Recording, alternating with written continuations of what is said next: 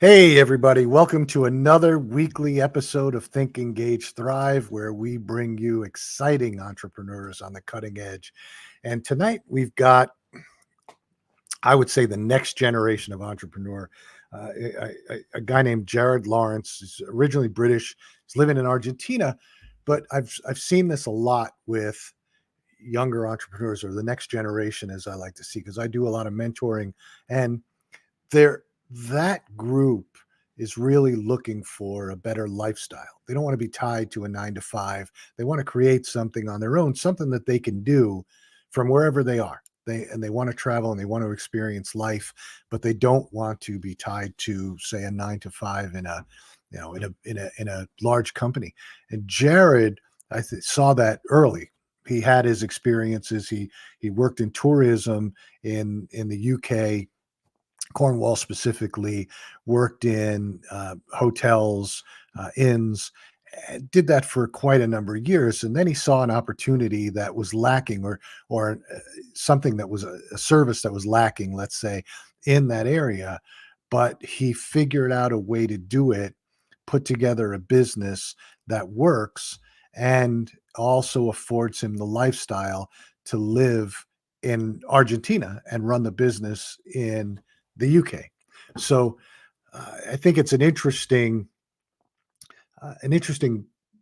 sort of dynamic that's happening, because I think people are looking for, and we've talked about this before. I think one of the first shows we did was a guy named Phil DeMuro, and he talked about he wasn't trying to build the next Tesla, he wasn't trying to build $1 billion company. He just wanted a great lifestyle so that he and his partners can travel and still do their job, and that's sort of what Jared is trying to do with his life, which I think is admirable. So let's bring him in. He could tell his past story a bit, but I think that's sort of I think there's a lot of people out there like that. They don't want to be tied to a specific area or a specific job or a specific place.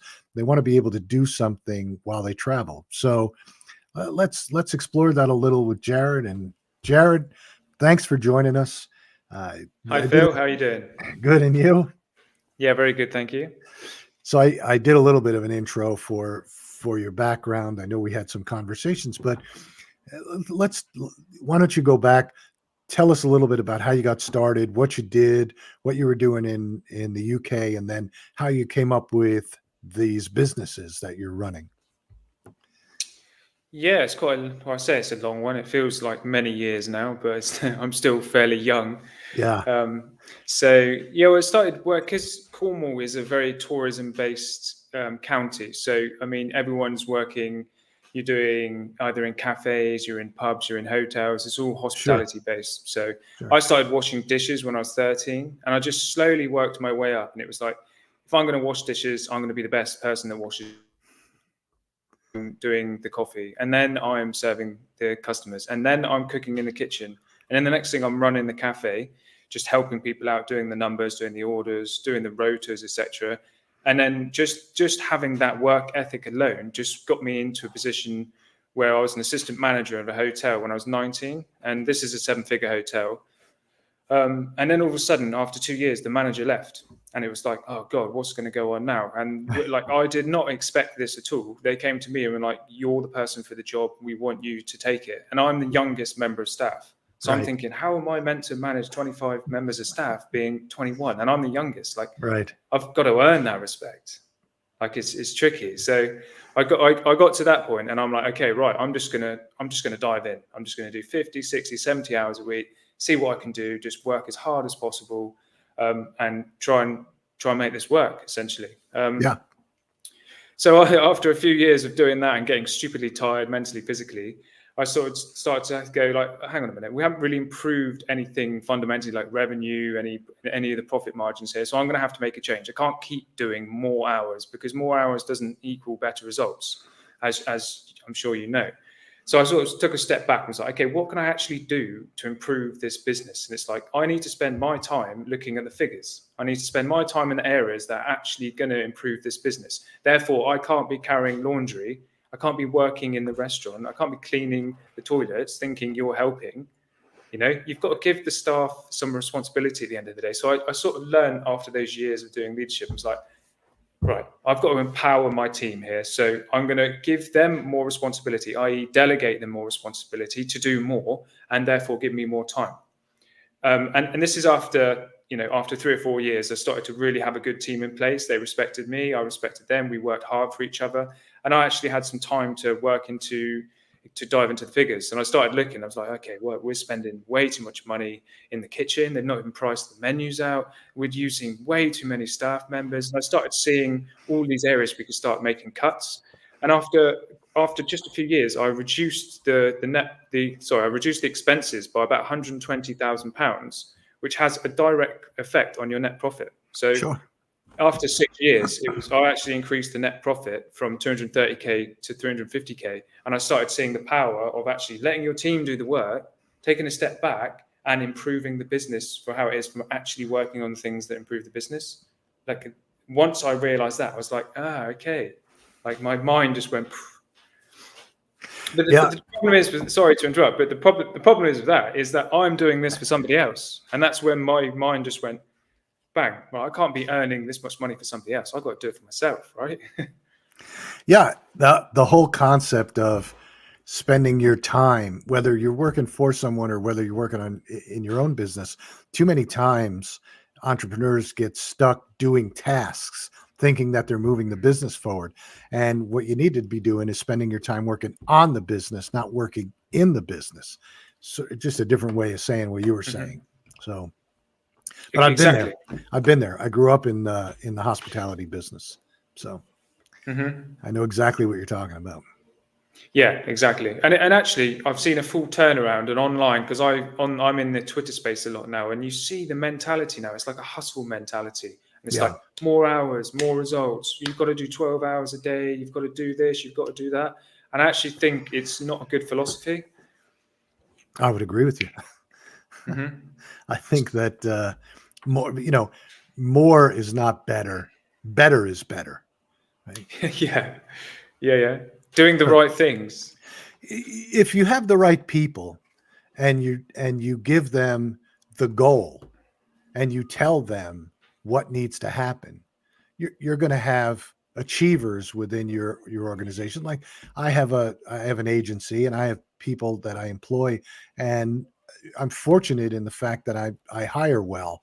And so I've got people that have been with me for a long time, but I tell them what's expected, when it's expected, and we produce. So if they can get that done in 40 hours, if they can get that done in 20 hours, if they can get that done in 50 hours, it makes no difference to me. What matters is the quality of the output and how that affects our results. I'm glad you said that, because when I was in the corporate world, and funnily enough, it ties into to what actually happened to me. It's like, you've noticed that is not the mindset of many people.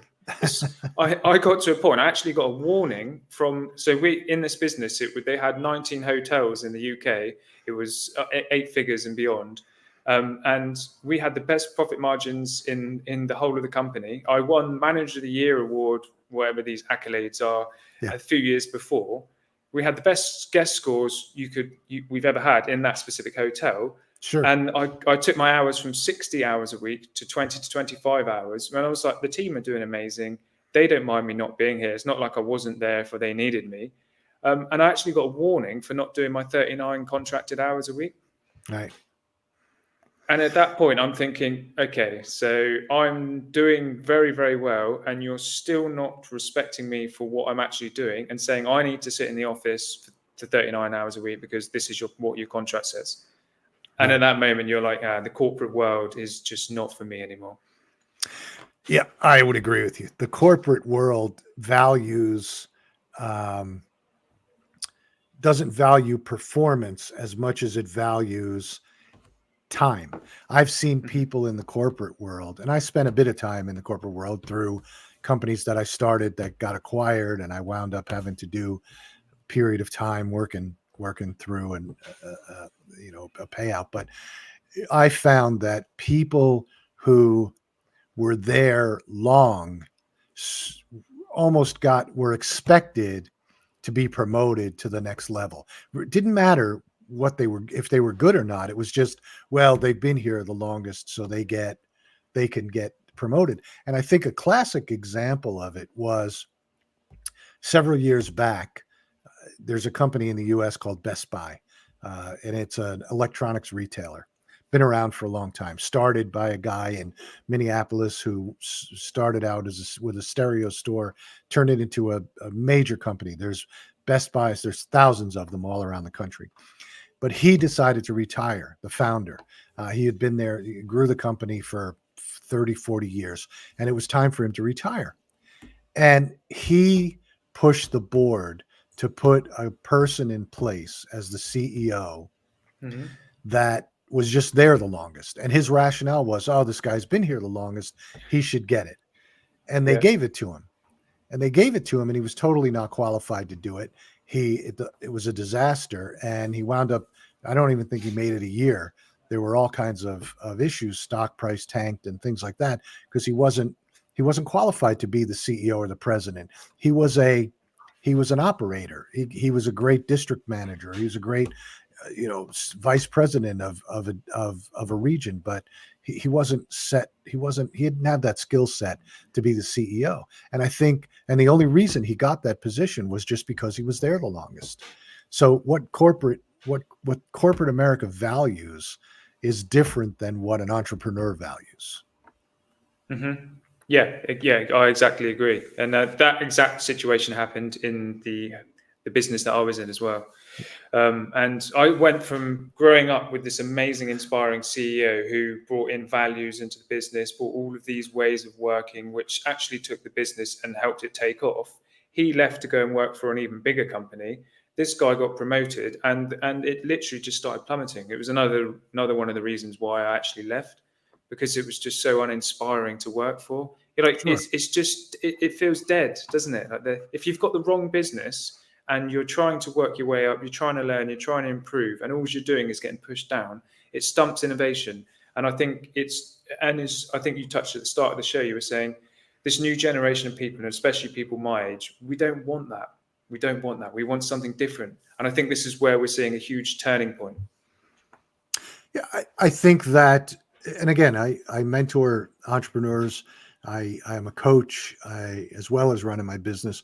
We also market for startups, and what I see are, and I'm not against it by any stretch of the imagination. I applaud it because I myself never liked being tied to, I have to be in the office 8 a.m. to 5 p.m. every day and do this. It's showtime. It's FaceTime. I'm not working. My brain isn't working on the business in that way. I'm just sitting doing time. And I started a beauty brand back over 20 years ago, and we were decentralized. We didn't have an office because we were doing shopping channel business in here and then abroad in Canada and other places. So we had to be on the road a lot. Our manufacturer was in Florida. And so we didn't have an office. We didn't need to have an office. We outsourced everything. And we basically just ran the business while we were out doing things. And if there was a week where we didn't have to do anything, we would take that as downtime. There was nobody breathing down my neck saying, well, you have to be in the office when you get back. It just didn't work. But we were able to scale that business. We were able to sell that business, and it worked out really, really well.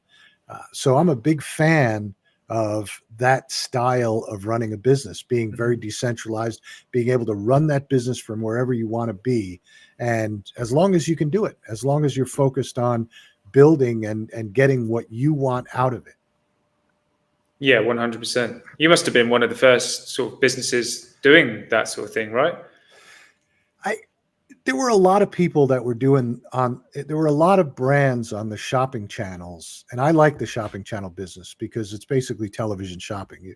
It's a great. Is that like an infomercial or like an advert? It's like QVC London, right? QVC London, yep. QVC Italy. It's the same thing. Home Shopping Network, the shopping channel in Canada, they're all the same. And we were also at our website up. We were on Amazon. We were selling on Amazon. But it was a lot of the brands that were on there operated the same way. They didn't have an office.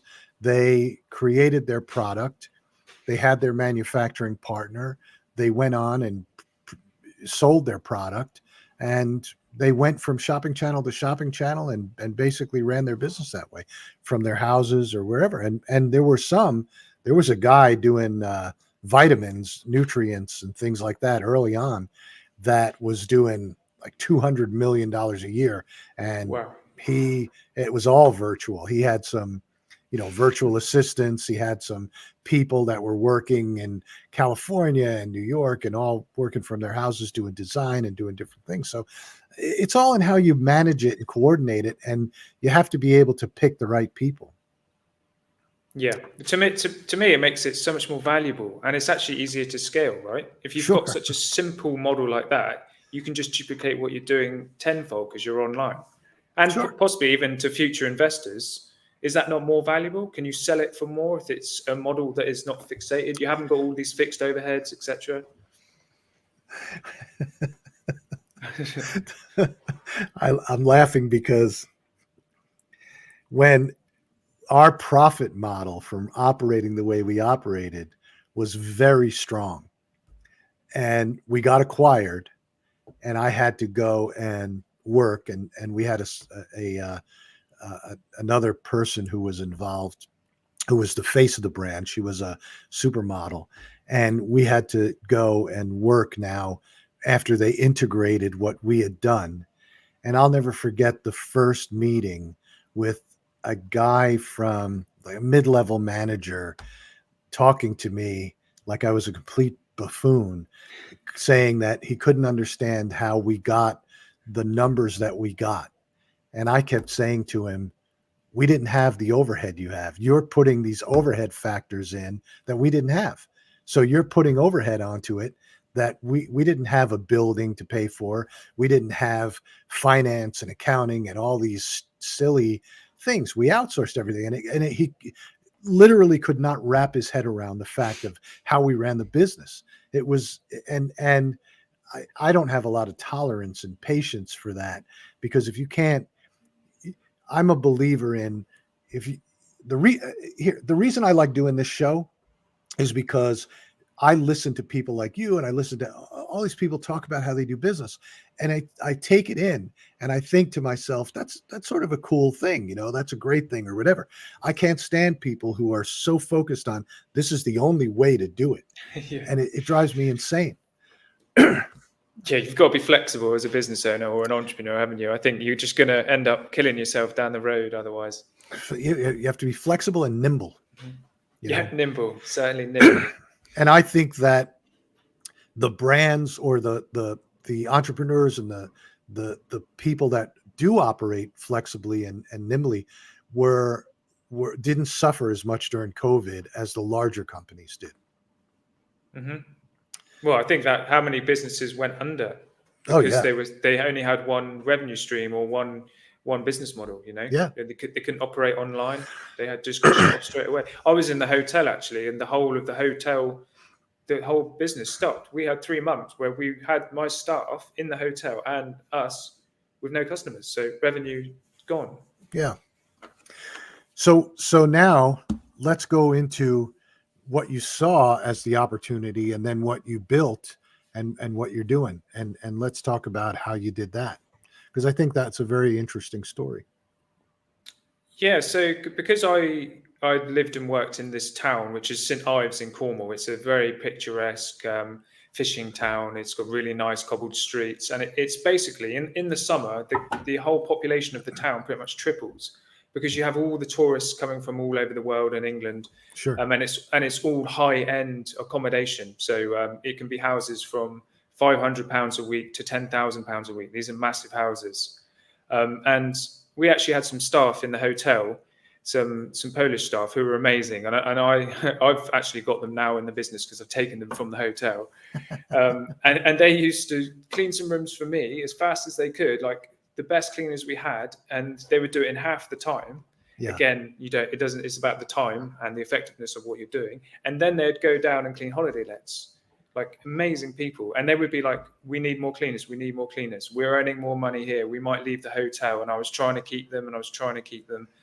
And then eventually I was looking into the town. I was like, I can see so many people saying that we need more cleaners. The demand is always there because the holiday the holiday area is growing. You can see people are always coming down.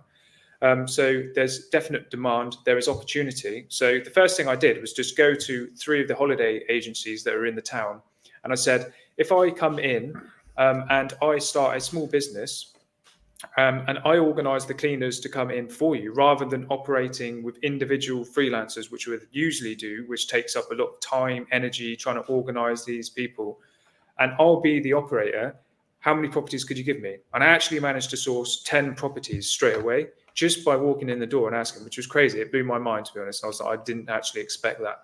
And I'm thinking, right, I've got 10 properties. How the hell am I going to fulfill these with the cleaners? So I'm like, Yeah. can you please come and work for me? They left the hotel, and I was still the manager of the hotel, so I lost good members of staff, and they Yeah. came and worked with me in my business while we ended up fulfilling for that. Yeah, that's great. And then, but were you still in Cornwall then, or were you in?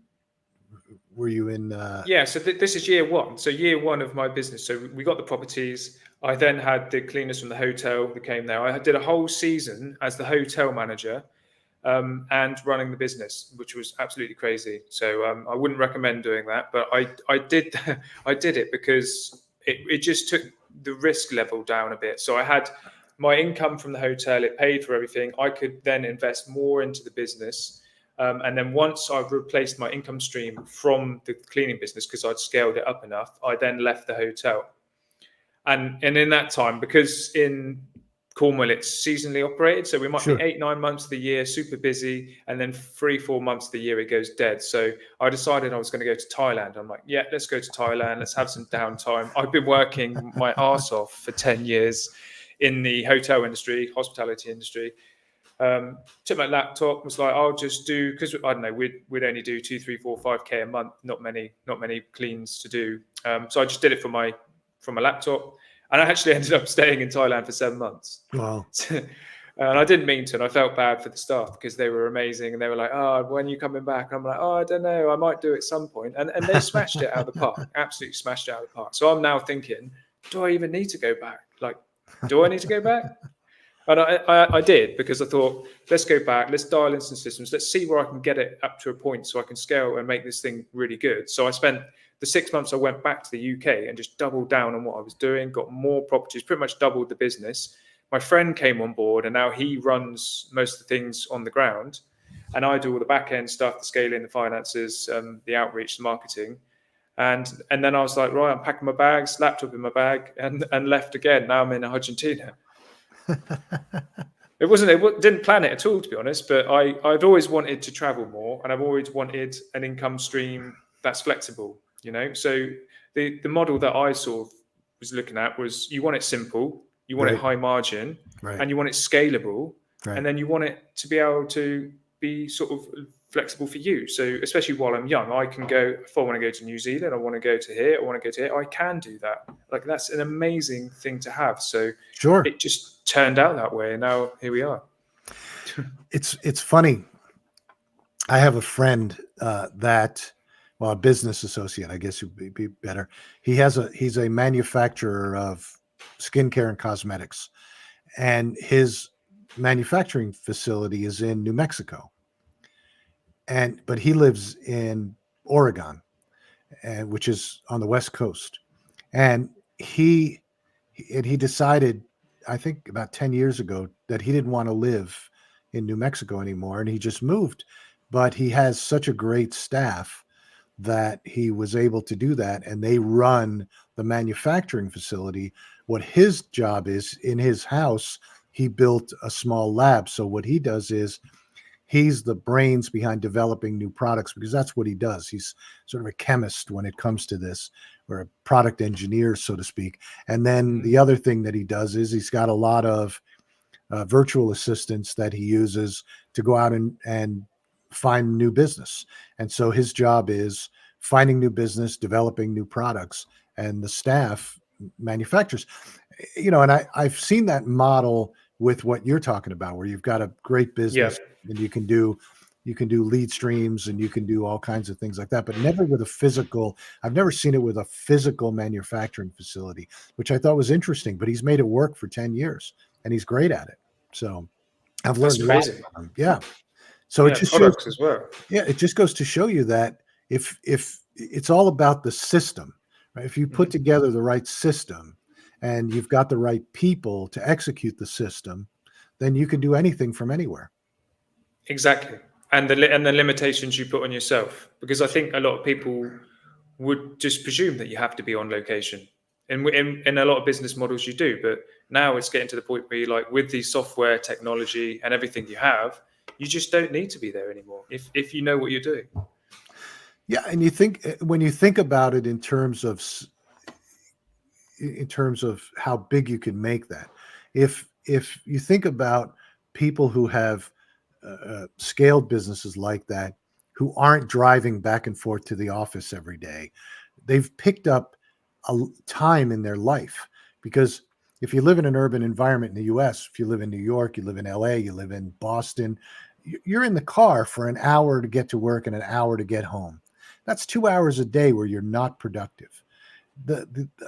Aside from the fact that you're driving your car and you're burning all that gas, you're putting in all that the Yep. fumes into the environment. So if you took 25% of the people out of going to the office every day, what does that do for people? What does that do for your mental health if you're Hmm. not spending 2 hours? I know I am the worst commuter. I've never been good at it. I had a razor company subsequent to the beauty company, and we had a warehouse, and I used to have to go there, there's traffic on the loop, the beltway, and it's only, with no traffic I could be there in 20 minutes.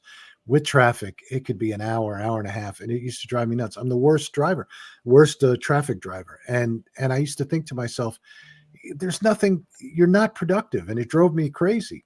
And Hmm. so anyway, Well, I think how many years that would accumulate to across your sure, life when sure. you've eventually done an hour to work and then an hour back. It's just absolute time wastage. And as you said, mentally, that's just so draining, isn't it?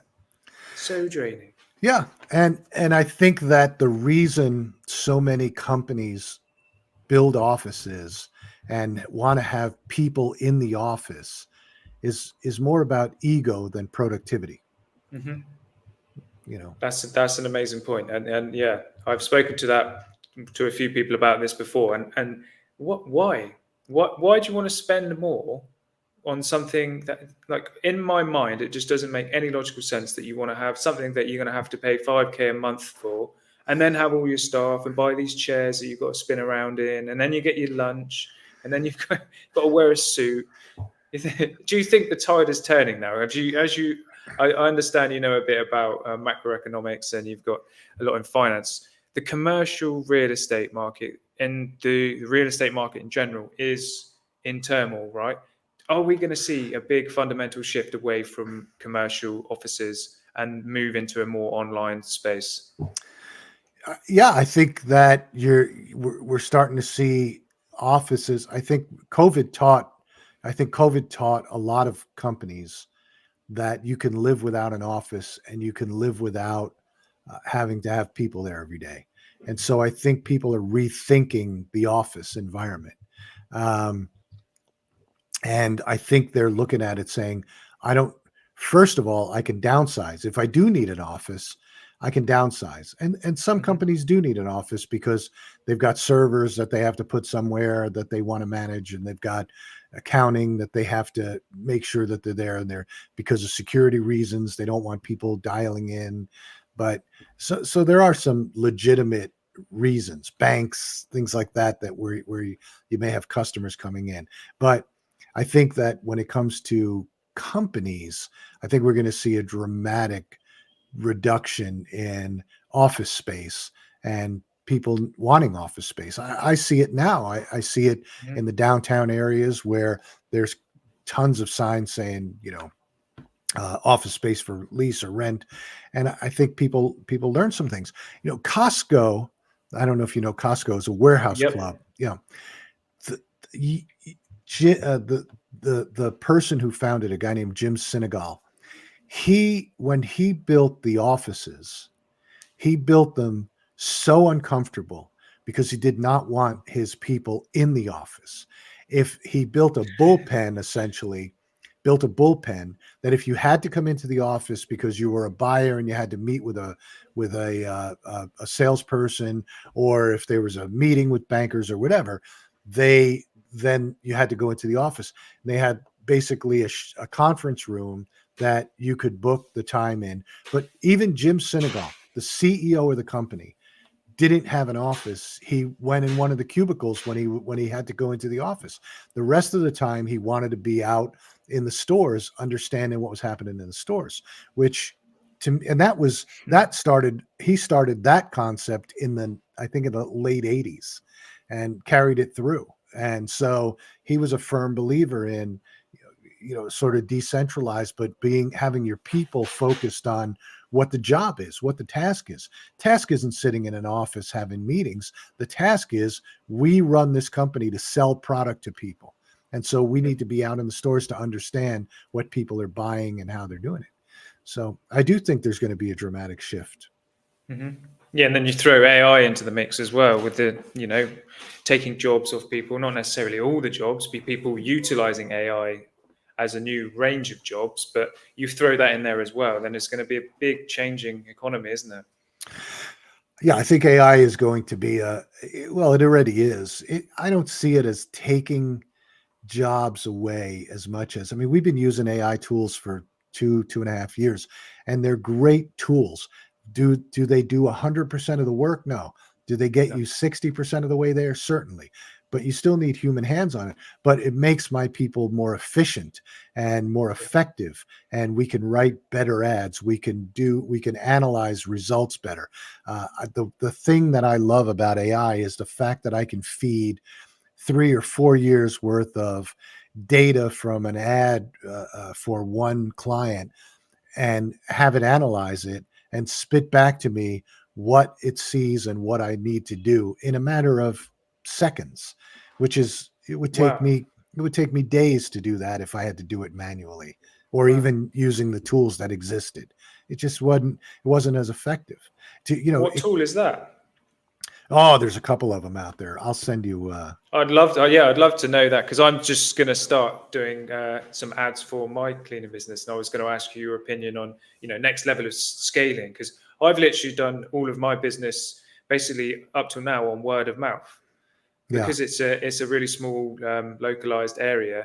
It gets around, and if you've got a good business, and then you just reach out, you message to people, and each year we could just comfortably double the amount of properties we've had. So we've been scaling nicely, but it's got to the point where I'm like, okay, we want to go a bit more aggressive with this. What other avenues can I dive into? So we're looking at post-construction cleaning. We're doing now regular house cleaning rather than just holiday let accommodation cleaning. Right. And we do some student accommodation. So we're like picking up larger contracts.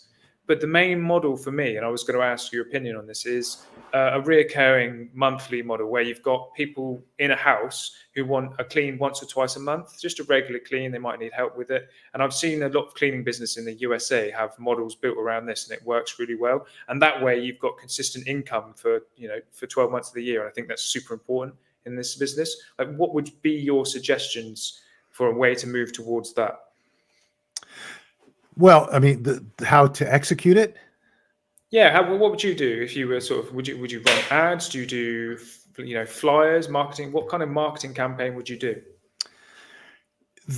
Well, there's a couple of different pieces to it. If you're doing commercial work, if you're doing offices or student housing, and hotels, restaurants, any of that stuff, because that's regular business as well, that you need to do more of an automation outreach with sort of a B2B outreach, which entails data mining, and entails finding the right targets, and then having the right tools to execute that. Some of that's with AI, having the right messaging going out.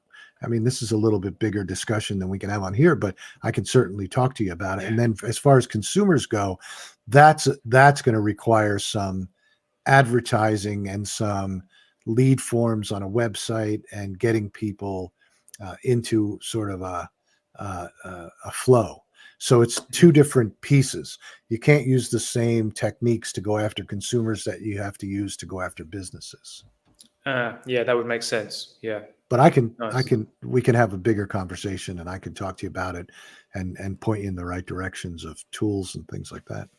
Yeah, I'd love to. That would be amazing. Thank you very much. Yeah. I was sort of moving down the point because my end goal really is to, whether I will want to give up this business or not, but the idea is to build to sell. And I think when you have the mindset of building to sell, you start with systems and teams at the forefront of your mind. And that's allowed me to really build a good infrastructure in which to scale on so far. So my end goal would be, whatever it be, high six-figure exit, seven-figure exit, whatever it is.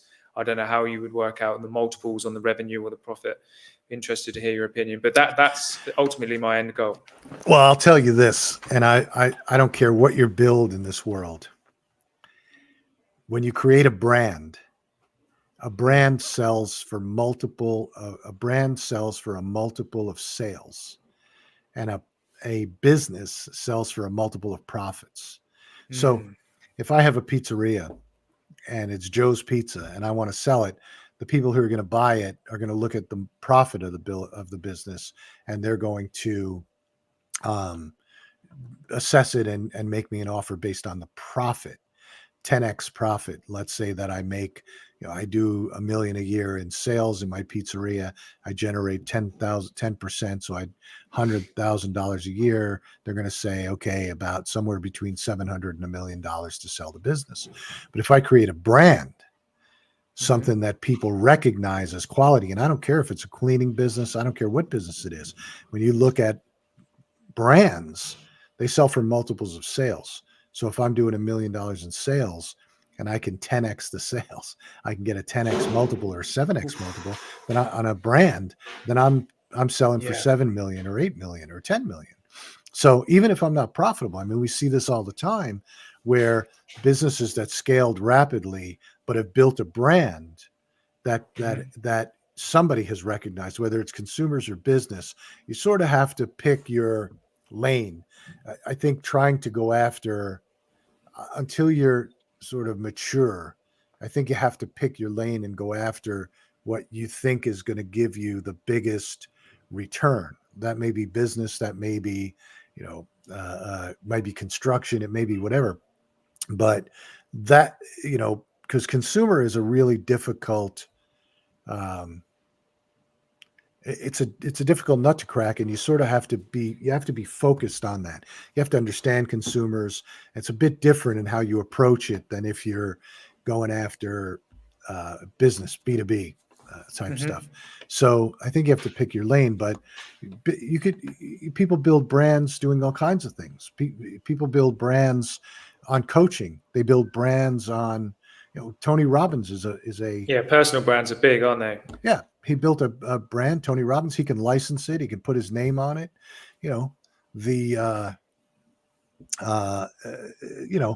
So you can build a brand around a service business. You can build a brand around anything. So that is how I think about a business. And the way that you really focus on building the brand is by figuring out what you do better than what your competitors do, and then you exploit that. And by exploit, do you mean you sort of lean into that, and that's what you use as a marketing? That's you. Leverage? Yeah, that's what makes you different. That's something that they can't replicate, and it could be as simple as it could be as simple as your messaging. It could be as simple as your approach, how you handle the cleaning, the before, during, and after. It could be the system. It could be the system that you've developed that gives instant feedback or makes it easy. But something that is important to the end user that you can exploit and make that your USP kind of thing. Yeah. Okay. Interesting. Yeah. And then you build a brand around it. Yeah, that's interesting. I hadn't thought about it in that way. So thank you for sharing that. It's very interesting. So I like to think like the reason I've got to where I am with my business and scaled to a decent level within the 3 years, purely on word of mouth, is because of the way that we operate and deliver the service and the communication behind it. Yeah. And like, especially in business, like I just want people to communicate quickly. If I'm going to do something and I'm trying to resolve something, a problem for someone, if it takes them 6, 12, 24 hours longer to reply and do something, it really frustrates me. I just like if things being done, especially in business. So when I deliver a service in that way, people really do appreciate it. So maybe that's what I can lean on. Yeah, you have to figure out what it is, and it's more focused on what. Again, it could be. Here, I'll give you an example. In this country, we have. I don't know if you're familiar with a brand called Chewy, and No. there was years ago at the dawn of e-commerce, there was a company called Pets.com. And these guys raised a ton of money, and all they were doing was selling pet food and pet products online. And they raised, oh God, gobs of money, 300, $400 million to sell. They took money and they put a balloon up during the Macy's parade. But all they were doing was selling. They had a great name, Pets.com, but all they were doing was selling pet products online. Lasted about 2 years, imploded, out of business. So everybody from that point on was sort of saying, well, you can't make money selling pet products online because it's just that was what killed pets.com. There was no profitability in it. And about 12 years ago, a company came along called Chewy, another great name, selling pet products online. But what Chewy did was, when you go to their website, even still today, the app, the website, the simplicity of ordering is something that nobody has been able to replicate. The simplicity of ordering all the way through the checkout was well thought out and was just perfect. The second piece was fast shipping. If I order today and I hit the threshold of, I forget what it is, $100 or whatever. But when you're buying pet products, I have 2 dogs. If every time I place an order, it's $300-400. So I never have a problem with that. You get next day delivery, FedEx next day delivery. And aside from their assortment and variety, which is easily replicated, anybody can put variety out there in assortment, but nobody could replicate their website. Nobody could replicate their system. But then after, their post sale communication was just fantastic. It was all focused on your dog. So it was those simple things that enabled them to sell pet foods. Now, were they highly profitable? No. The profitability on selling the pet items, the profitability is very tight. But you certainly, if you're, as long as you're profitable on each sale, you're going to be more profitable the more you sell, right? Yeah. And so, yes, they were making profit. They had their own warehouses and things like that. But again, and they kept streamlining their operation. They kept saying, how can we get, costs out of the system? If we don't want to have a lot of customer service because, we want a lot of customer service focused on selling products, making, if customer can't, buy, or they want to call them the 800 number, but we don't want a lot of customer service issues, dealing with returns and things like that. So they streamline that process to the point where they do a really, really good job getting orders 100% right and with the right items. And very rarely do you have a problem. And I've been buying for years, and I can tell you that the amount of problems I've had with that company I can count on one hand. So what they did was really focus on what's important to the customer and streamline the ordering process, the reordering process, finding products, getting fast and rapid shipping. And then the communication. And then when they did sell, the multiple on their sale, the multiple on it was astronomical. They sold to a retail company called PetSmart, who again tried to do things online and they couldn't.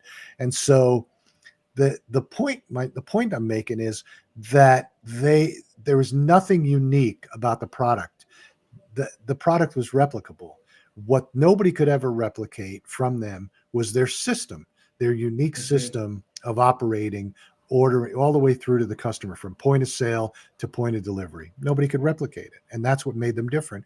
That was their unique selling proposition. And that was the beauty of the company. And that was what created the brand Chewy.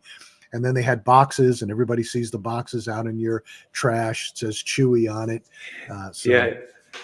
Well, that makes total sense. And I mean, as soon as you started talking about that, in my mind, it goes Amazon. Yeah. Think about Amazon. Yeah. I hear, again, we've been doing business on Amazon since 2006. I understand Amazon better than most brands out there, and we help a lot of brands. But again, I hear people, oh, Walmart's going to kill Amazon. They've come out with this new thing. Oh, there was a company that came out a bunch of years ago. I forget the name of it now. They were going to be the Amazon killer. And what people fail to recognize is that Amazon, I don't care what people say about, I don't care what sellers say about Amazon. I don't care what brands say about Amazon. The customer loves Amazon. And in this country, 92, I forget the exact number, but it's 92.7% of the people in this country have the app on their phone. 92.7% of the 92% of the buying public have that app on their phone. So what does that do? The first thing that when somebody hears about a new product, the first place they go is Amazon. They look on that app to see if it's available on Amazon, and they buy it. They trust Amazon. They know Amazon's never had a data leak. They know that Amazon's got an A to Z guarantee. If there's a problem, you're getting your money back. There's never a problem. And because of that, Amazon is a brand. It's interesting because I was watching something the other day and it was saying Amazon's actually made Google void to a certain extent. Because like 10 years ago, 20 years ago, where would you go? You would go to Google to find something, to search for something. Sure. Now you go to Amazon for a product. And now actually the next step, as a lot of people, like my partner does, is they skip all of that and they go on, like if they want to find somewhere to go on holiday or find something, they go on TikTok. Yeah. So you've got this, and it's mind blowing. I don't have TikTok. I don't necessarily understand it, but they go on TikTok to search for these things. So you've got the next generation of that. You know, I'm glad you said that. We have a couple of clients that sell on TikTok, and it is amazing to me how much they sell, and it's incredible. But you're 100% right. People are not just a generation, but I found myself on TikTok looking for things. And so, but I have friends who have built brands on Amazon that are migrating off of Amazon and putting their products on TikTok. It's far more effective and far more efficient. Again, part of being flexible in business, find where the next wave's going, right? Yeah, follow the money. Absolutely. Exactly. Mm-hmm. We use TikTok for our business. We put videos out there. I mean, we're not knocking down the doors with, funny videos getting 6 million views, but it's definitely an option. It's definitely an outlet. So you're driving traffic, more eyes on your product, more eyes on your business. That's more eyes on the business. Isn't it? Yeah. We develop content. We put it out there. We talk about relevant content regarding, whatever it is, AI tools, Amazon selling, e-commerce selling, and people look at it and they go to the website. So it drives traffic. So, yeah. Mm-hmm. Yeah, I think that's where I'm going to look to next. Because I mean, I only spend sort of 2 to 3 hours a week on my cleaning business. So and a lot of it I spend staring at crypto charts or charts in general. But I think I'm going to start another income stream. So I'm looking at something down those lines, maybe e-commerce. I'm not sure. Well, any suggestions? What would you do? Well, I will have to. Again, we could talk about this after the show because that's true. Yeah, we're sort of running tight on time at this point. So we've got about a couple more minutes to wrap it up. But yeah, I'd be more than happy to talk to you about any of those things. You stay on after the show and we can have a little conversation. Mm-hmm. Just stay in the waiting room and we'll have a little conversation about it. So amazing. Thank you. But yeah, I mean, the world is constantly evolving. The thing I love about what I do with Crunch Grow, I mean, I built my first website back in 1998. So I've been doing e-commerce for a long, long time. And I've seen it where there was no advertising, where we were just focused on, if you had the right URL, you were golden. Then it became, advertising, it became SEO and all these other pieces. And it constantly evolves. And the thing that I love about it is every day I see something new and we test it. I mean, we test 3 or 4 things a week to see if they work. AI, people are talking about AI ad creation, and we're testing. We have two different products that we're testing. I think that I can see the use case in certain categories of products, but not consumer products. When you're building a consumer product, you have to be authentic and you have to talk to the customer. And you have to develop creative that sort of supports that message. These, some of the AI products I think are good for real estate. I think they're good for, they might even be good for your business. They'd be good for coaches. They'd be good for certain things like that. But when it comes to product specificity, when you're talking about a specific product with skincare or food or whatever, that messaging and those ads have to be authentic, and AI is not going to be able to do it. No, that's Not for a true. long time. So That is true. yeah. No, it's coming, but not yet. Yeah, absolutely. And we'll continue to look at it. But yeah, we're pretty much out of time. We've got to wrap this up. We got heavy into conversations and easily gone. Many a rabbit hole, isn't there? Yeah, I enjoyed it, but I didn't manage the time very well. So yeah, let me pop you out. You can hang out, and then I'll catch up with you in a couple of minutes. Let me just Thank you very much for your time, anyway, Phil. All right, thanks for being on there. And then I've got your information in the description, so if anybody wants to get in touch with you, they can go to your LinkedIn. They can go to your I believe we have your website in there for your cleaning business, and some other information as well as your bio and et cetera. So people can find you if they have any questions. And again, this after this show, it sits in evergreen content, so people could see it a month from now and contact. Amazing. So, yeah. Thank you very much. Appreciate your time. Yeah, pleasure. Glad to have you on. So we got a little sideways on that conversation, but not that it's a bad thing. I think that it was a healthy conversation. But you can see, and I said it in the beginning of the show, this generation of entrepreneurs, this next generation of entrepreneurs are looking for something different. There was a generation that wanted to create, I think in the 80s, they wanted to create great, great big businesses, great, Microsoft and Apple and things like that. Whereas this generation, I think this next generation of entrepreneurs wants to build lifestyle businesses. They want a different kind of lifestyle. And I applaud it. I think that it's fantastic, because if you can do it and you can make a living and you can feed your family and you can build the life that you want to build and live anywhere you want to live, why wouldn't you do it? So I think that the internet, e-commerce, it's all sort of created it's made the world very small. The world is a great big place, but when you start talking about e-commerce and things like this, it becomes a very small place, a very manageable place. So personally, I'd like to live in Italy and do my job from there, and that may happen in a couple of years. So, but again, thanks for tuning in. Got a couple of great shows coming up over the next couple of weeks. Some AI developers, some people who have developed AI products, some people who have developed some SaaS products coming up, and then the old standby e-commerce companies. So some great shows coming up to talk about. But yeah, so tune in. We always send out a schedule. We always do some advertising, so you'll see it, and hopefully you'll tune in. All right. Have a great night, and we'll see you next week.